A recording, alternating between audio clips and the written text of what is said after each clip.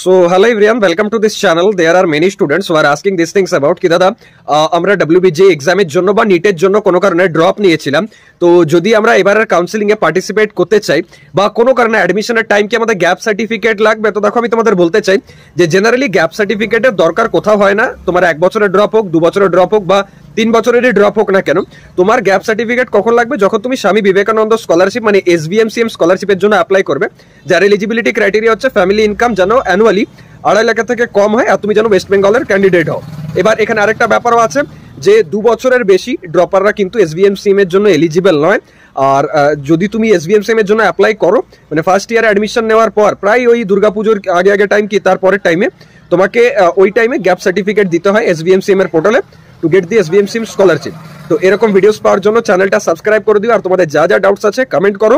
প্রতিটা ডাউটসের উপর দরকার হলে আমি ভিডিও আনবো যাতে তোমাদের হেল্প হয়। Thank you, keep on supporting.